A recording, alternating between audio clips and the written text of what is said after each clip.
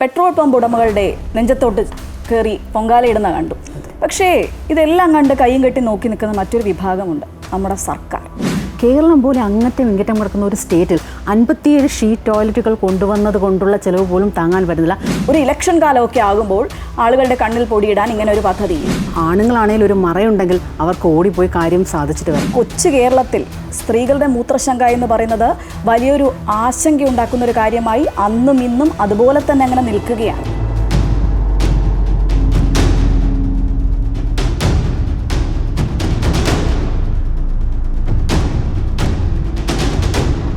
നമസ്കാരം, വനിതാ ജംഗ്ഷനിലേക്ക് സ്വാഗതം.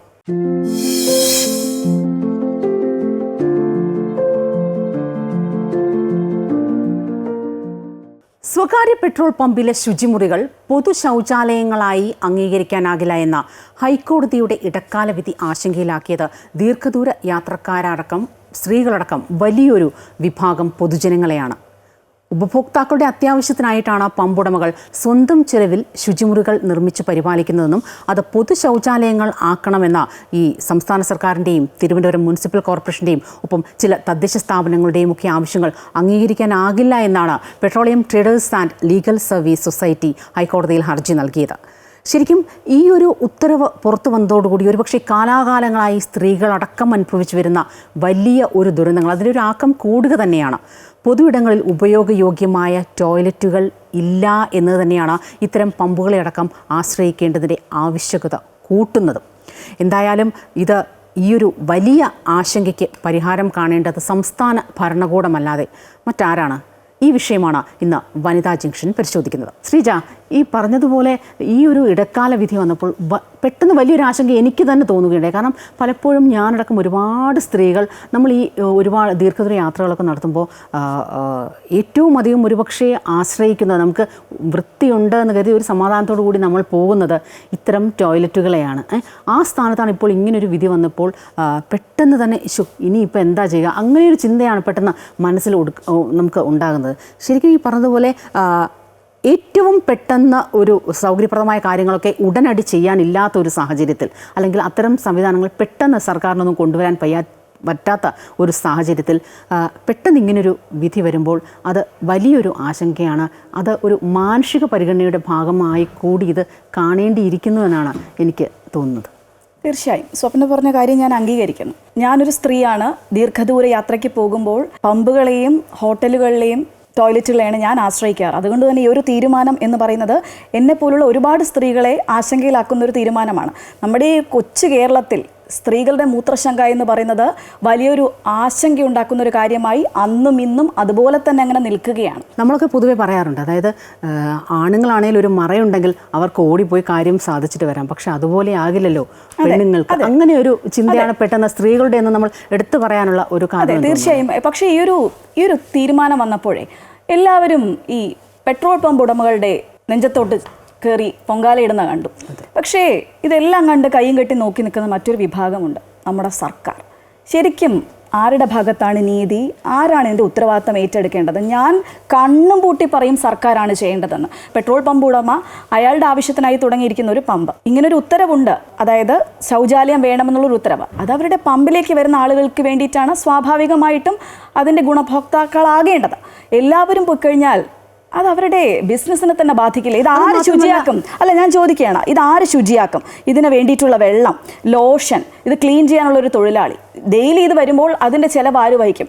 ഈ സർക്കാരാണ് ഒരു പൗരൻ്റെ പ്രാഥമിക അവകാശം എന്നാണ് പറയേണ്ടത്. ഇതൊരിക്കലും ഒരു ഔദാര്യമൊന്നുമല്ല സർക്കാരിൻ്റെ. ഒരു അവകാശം നിറവേറ്റേണ്ടത് സർക്കാരാണ്. ഇത് കൈയും കെട്ടി നോക്കി നിന്നുകൊണ്ട് അവരുടെ തലയിലിട്ട് കൊടുക്കുകയാണ്. ഇത് എന്ത് ന്യായീകരണമാണ് സർക്കാരിന്? സൂചിപ്പിച്ചതുപോലെ അതിന് ഒരു ടോയ്ലറ്റ് ആകുമ്പോൾ അത് ഒരുപാട് ആളുകൾ ഉപയോഗിക്കുന്നതാകും. അതിനെ പരിപാലിച്ചു കൊണ്ടുപോകേണ്ടതെന്ന് പറഞ്ഞത് വലിയൊരു കടമ തന്നെയാണ്. പക്ഷേ അതിനേക്കാൾ ഉപരി ഈ പെട്രോൾ പമ്പ് ഉടമകൾ നൽകിയ ഹർജിയിൽ എനിക്ക് കുറച്ചുകൂടി അവർ പറഞ്ഞ വാദങ്ങളിൽ ശരിയായി തോന്നിയത്, ഇത് പലരും ഉപയോഗിക്കുകയാണ്. അതായത് ഈ പൊതു ടോയ്ലറ്റുകൾ ആർക്ക് വേണമെങ്കിലും ഉപയോഗിക്കാം.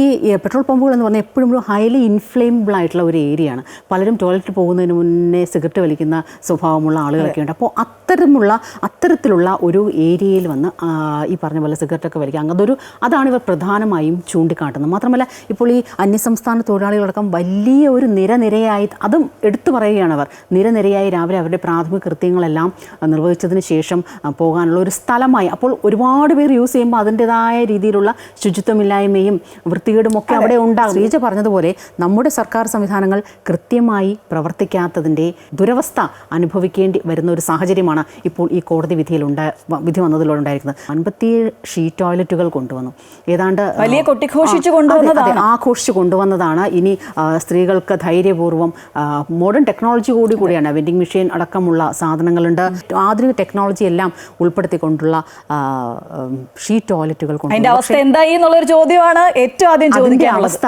ഇപ്പോൾ ഹേംരാജ് എന്ന് പറയുന്ന ഒരാൾ വിവരാവകാശ നിയമപ്രകാരം Kerala state woman development corporation അന്വേഷിച്ചപ്പോൾ അതിൽ ഒരെണ്ണം പോലും ഇപ്പോൾ പ്രവർത്തനക്ഷമമായി ഇല്ല എന്നതാണ് നമുക്ക് മനസ്സിലാക്കാൻ സാധിക്കുന്നത്. വനിതാ വികസന കോർപ്പറേഷൻ അതിന് നൽകിയ മറ്റൊരു മറുപടിയുണ്ട്. ഇത് നന്നാക്കുന്നതിനേക്കാളും പുതിയത് ചെയ്യുന്നതായിരിക്കും നല്ലത്, നമുക്കിതുമായിട്ട് മുന്നോട്ട് പോകാൻ പറ്റുന്നില്ല എന്ന് പറയുന്നു. ഇതൊക്കെ എന്ത് ന്യായീകരണമാണ്? ഒരു ഷീറ്റ് ടോയ്ലറ്റ് ഉണ്ടാക്കാൻ 5 മുതൽ 8 ലക്ഷം രൂപ വരെ ഇവർക്ക് വേണം. പിന്നെ അതുമാത്രമല്ല, അതിൻ്റെ മെയിൻ്റനൻസ് ചിലവാണ് ഇവർ പ്രധാനമായും എടുത്തു പറയുന്നത്. അപ്പം ഒരു 7 വർഷമാണ് ഈ ഷീറ്റ് ടോയ്ലറ്റുകളുടെ കാലാവധി അവർ പറയുന്നത്. അപ്പം ഇത്രയും കാലയളവിലേക്ക് വളരെ കൂടുതൽ കാശ് കൊടുത്ത് ഈ 57 ഷീറ്റ് ടോയ്ലറ്റുകൾ മെയിൻറ്റെയിൻ ചെയ്തുകൊണ്ട് പോകാൻ സാധിക്കില്ല. കേരളം പോലെ അങ്ങറ്റം ഇങ്ങറ്റം കിടക്കുന്ന ഒരു സ്റ്റേറ്റിൽ 57 ഷീറ്റ് ടോയ്ലറ്റുകൾ കൊണ്ടുവന്നത് കൊണ്ടുള്ള ചിലവ് പോലും താങ്ങാൻ പറ്റുന്നില്ല. അത് എവിടെ, അതൊക്കെ നമുക്ക് ചിന്തിക്കാൻ പറ്റുന്നതിൻ്റെ അപ്പുറമാണ്. എവിടെയാണ് ഈ ഷീറ്റ് ടോയ്ലറ്റുകൾ കൊണ്ടുവന്നത്, അത് പ്രായോഗികമായത്, അത് ആർക്ക് ഉപയുക്തമായി എന്നതാണ് ഈ ഒരു അവസരത്തിൽ നമ്മൾ ചിന്തിക്കേണ്ടത്. ഏറ്റവും അടിസ്ഥാനമായി വൃത്തിയായി ചെന്ന് പെട്ടെന്ന് പോയി പ്രാഥമിക കാര്യങ്ങൾ നിർവഹിച്ച് പെട്ടെന്ന് മടങ്ങിയെത്തുക, അതിനുള്ള ശുചിത്വമുള്ള ഒരു സംവിധാനം. പലരും ഇത്തരം ടോയ്ലറ്റുകൾ പോകാൻ മടിക്കുന്നത് അവിടുത്തെ ശുചിത്വമില്ലായ്മ കൊണ്ട് തന്നെയാണ്. നമുക്ക് ഒരിക്കൽ പോയാൽ പിന്നീട് ഒരിക്കലെങ്കിലും പോയിട്ടുണ്ടെങ്കിൽ പിന്നീട് ആ ഏരിയയിലോട്ട് പോലും പോകാത്ത തരത്തിലേക്കുള്ള അത്രയ്ക്ക് വൃത്തികേടാണ്. അത് മനുഷ്യൻ്റെ അവനവൻ്റെ ഒരു ശുചിത്വശീലം കൂടി ഇതിനെ കൂടുതലായും അതിൽ എടുത്തു പറയേണ്ടതുണ്ട്. അടുത്തയാൾക്കും പോകാനുള്ളതാണ് എന്നൊരു ചിന്ത മനസ്സിലാക്കുക. പക്ഷെ അതൊന്നും ഇല്ലാതെ സർക്കാരിൻ്റെ വകയല്ലേ, എൻ്റെ കാര്യം സാധിച്ചിട്ട് ഞാൻ പെട്ടെന്ന് മടങ്ങിയെത്താം എന്ന ചിന്തയോടുകൂടി പോവുകയും അതനുസരിച്ച് പ്രവർത്തിക്കും. വേറെ ആർക്കും ഇത്തരം സാധനങ്ങൾ ഉപയോഗശൂന്യമായി മാറുന്നൊരു സാഹചര്യമാണ് ഇപ്പോൾ ഉള്ളത്. ഇതിനെന്താണ് ചെയ്യേണ്ടത്, ആരാണ് ചെയ്യേണ്ടത് എന്ന ഒരു ചോദ്യം വരുമ്പോഴാണ് ശ്രീജ പറഞ്ഞതുപോലെ സർക്കാർ തന്നെയാണ് ചെയ്യേണ്ടത്. സർക്കാർ തന്നെയാണ് ചെയ്യേണ്ടത്. ഞാൻ ഇപ്പോഴും അടിവരയിട്ട് പറയുന്നു. സ്ത്രീ സുരക്ഷ എന്നൊക്കെ പറഞ്ഞ വലിയ തോതിൽ കൊട്ടിഘോഷിക്കുന്നുണ്ടല്ലോ ഈ ഇടതുപക്ഷ സർക്കാർ. ഇടതുപക്ഷ സർക്കാരിനെ ഞാൻ മാത്രം പറയുന്നില്ല, കാരണം ഇതിനു മുൻപ് വന്ന സർക്കാരുകളൊക്കെയും ഇത് തന്നെയാണ് കാണിച്ചത്. ഈ സർക്കാരിൻ്റെ കാര്യം ഞാൻ എടുത്തു പറയുന്നത്, അവർ സ്ത്രീകൾക്ക് പരിഗണന നൽകുന്നു എന്ന് പറയുന്ന സർക്കാരാണ്. പക്ഷേ ഈ ഒരു വിഷയം എന്ന് പറയുന്നത് സ്ത്രീകളുടെ പ്രാഥമിക അവകാശം എന്ന് മാത്രമല്ല, ഇത് സ്ത്രീ സുരക്ഷയുടെ ഒരു വിഷയമാണ്. സ്ത്രീ സുരക്ഷയുടെ വിഷയം എന്ന് തന്നെ ഞാൻ പറയും.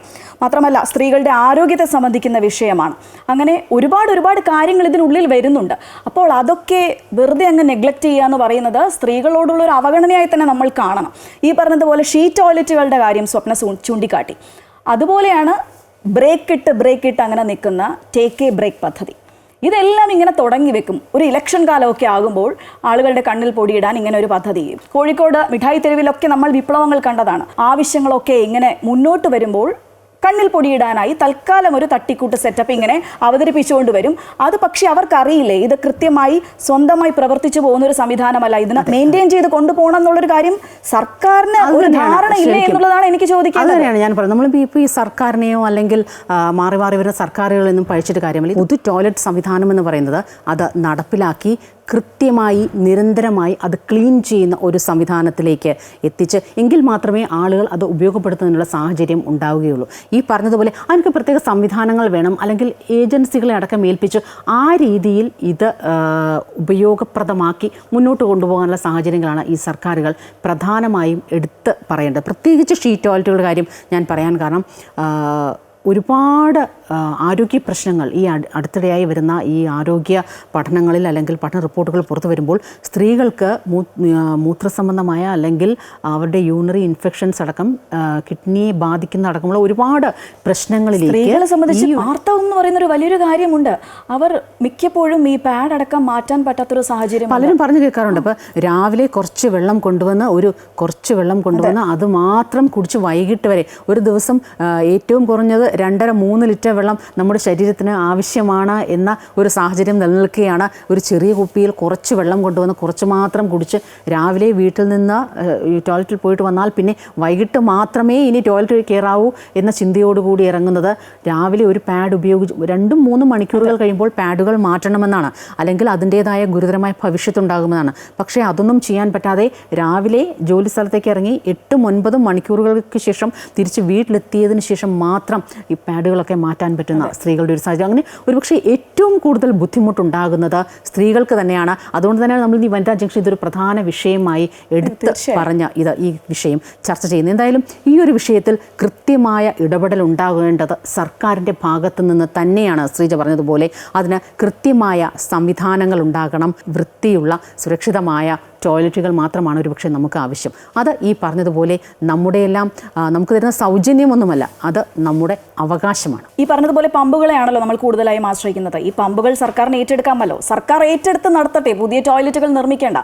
അതിനുള്ളൊരു കാര്യം അവർക്ക് എളുപ്പത്തിൽ ചെയ്യാമല്ലോ. അങ്ങനെ ഒരു നടപടി ചെയ്തുകൊണ്ട് ഒരു മാതൃകയാകാം സർക്കാർ. പമ്പുകളെ ടോയ്ലറ്റുകൾ മാത്രം, അതിൻ്റെ പ്രവർത്തനങ്ങൾ മാത്രം ഒരുപക്ഷെ സർക്കാർ വളരെ ഏറ്റവും എനിക്ക് തോന്നുന്നു ഇപ്പോൾ ഈ ഒരു അടിയന്തര സാഹചര്യത്തിൽ ഒരുപക്ഷെ പ്രാക്ടിക്കലായി കൊണ്ടുവരാൻ പറ്റുന്ന ഏറ്റവും നല്ല ഒരു നിർദ്ദേശം തന്നെയാണ് ഇപ്പോൾ ഈ ശ്രീജ പറഞ്ഞത് എന്ന് തോന്നുന്നു. എന്തായാലും സർക്കാരിൻ്റെ ഭാഗത്തു നിന്നും ഒരു അടിയന്തര ഇടപെടൽ ഇക്കാര്യത്തിൽ ഉണ്ടാകുമെന്ന് തന്നെ നമുക്ക് പ്രതീക്ഷിക്കാം, അല്ലേ? അതെ, ഈ തീരുമാനം സ്ത്രീകൾക്ക് വേണ്ടിയുള്ളത് മാത്രമല്ല, പൊതുസ്ഥലങ്ങളിൽ മര്യാദ പാലിക്കുന്ന പുരുഷന്മാർക്ക് കൂടി വേണ്ടിയുള്ളതാണ്.